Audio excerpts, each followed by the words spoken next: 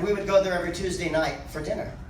And we just thought it was going to be some boring dinner. We did not know that there was going to be a woman there that was going to make it her business to go from table to table and entertain each table by telling a pretty dirty joke. And so, and a different one every week.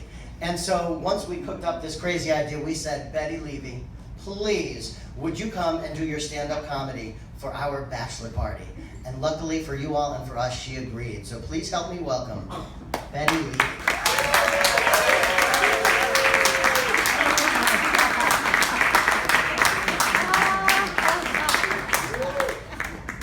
First of all, I want to wish James and Richard a long life, good health, happiness, and love. Now, I'm 88 years old, so sometimes I tend to forget something. So I have little helpers that are going to help me tell my jokes. Can you stand closer to the mic? Okay. Thank you. This nurse is walking down the hall of a nursing home, and she hears a gentleman just crying something terrible. She walks in and she sees Charlie, and he's crying and crying and crying. What's the matter, Charlie?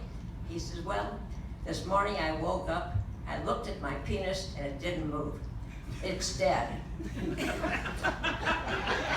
So the nurse says to him, I'm so sorry, let me give you a hug. Gives him a hug. Do you feel better? I sure do. The following day, the same nurse is walking down the hall. She sees Charlie standing at the door, and his penis is hanging out of his pants.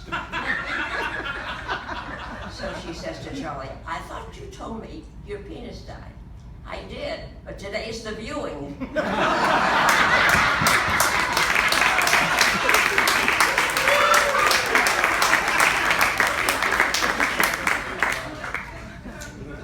Okay, here's another Charlie. They're all Charlie. Charlie goes out one night a month with his buddies. He tells his wife that he won't be home late. Well, the time just gets away from him, and all of a sudden it's midnight, and he's dead drunk. His buddy said, we're going to have to sneak him into the house and lay him down next to his wife without making a sound. They bring him home, they take off his clothes and lay him down on the bed next to the wife, and the wife doesn't move. Now they tie a blue ribbon around his penis, and they puts a cover over it.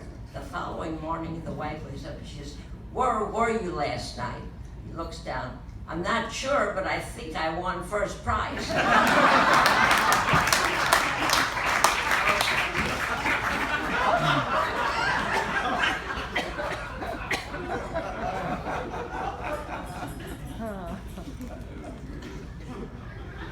Okay.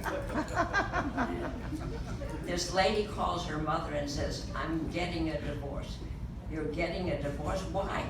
Well, that's all he wants is sex in the morning, sex in the afternoon, sex at night. He wakes me up in the middle of the night and wants sex. I'm just fed up with this. When I first got married, my vagina was the size of a nickel. Now it's the size of a $50. The mother says to her, wait a minute, honey. You're married to a millionaire. You live in a mansion.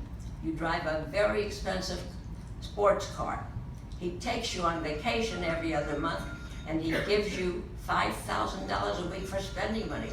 You want to give that all up for 45 cents? I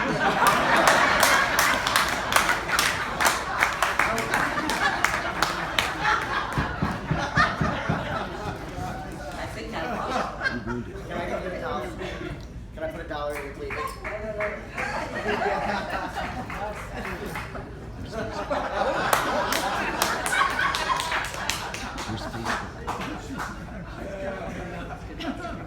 This 90-year-old man gets a prescription for Viagra. He takes it to the pharmacy and tells the man, I'd like for you to cut each one into 4 pieces.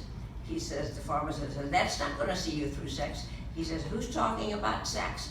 I want it to stick out a little so when I pee, I don't pee on my shoes.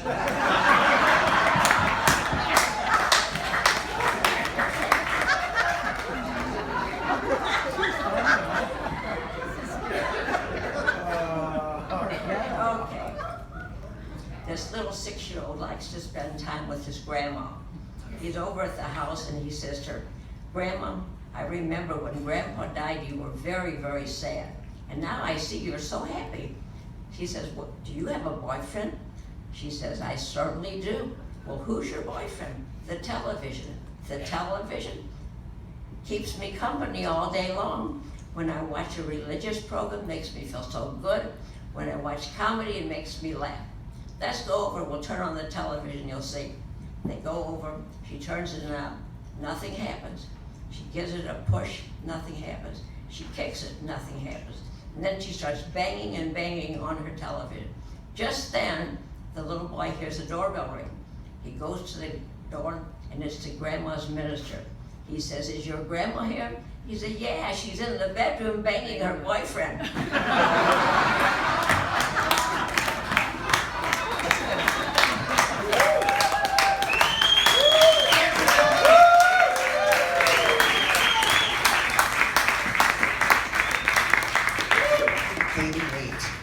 I'm curious to see in the second act where she's hidden the other little pieces of paper. By the way, if you're wondering, this is her entourage right here with their cell phones up the entire time. Betty goes nowhere without her own entourage. So we're glad you all are here. And in fact, we are being broadcast on Facebook